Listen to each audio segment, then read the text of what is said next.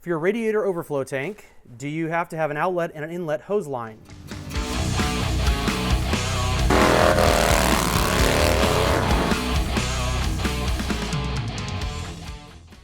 No, you don't.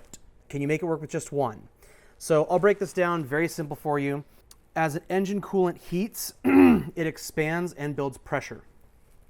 When the pressure exceeds a predetermined level, the excess coolant is transferred into your overflow tank. As it cools, it contracts and the pressure drops.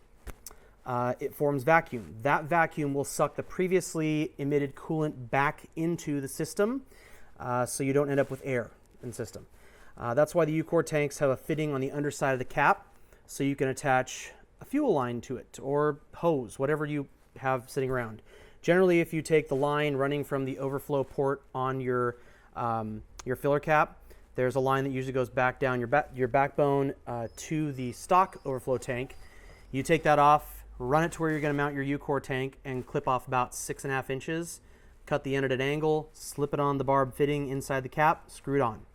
So the system is sealed, so when everything cools off and the coolant contracts actually, there's negative pressure, and the radiator cap is going to allow the excess coolant to be pulled back into the system.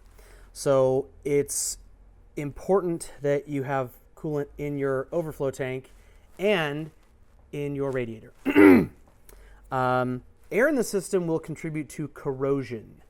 Hey, by the way, guys, if you have any questions that you want me to answer live, if I can't answer them, I will, but send them to me in response to the video or send them in a direct message. Yes, air in the system will contribute to corrosion. And the way the coolant system is set up with the cap, when it opens and allows the expanded fluid to go into the overflow tank, it'll close. And then when that pressure gets created, it will allow the stuff to come back in.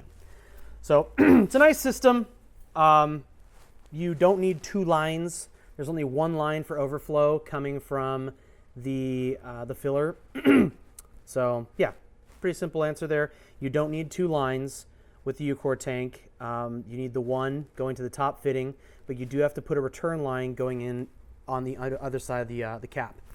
The caps are also vented, so when the system pushes fluid in or pulls it out, air can get in and equalize the pressure.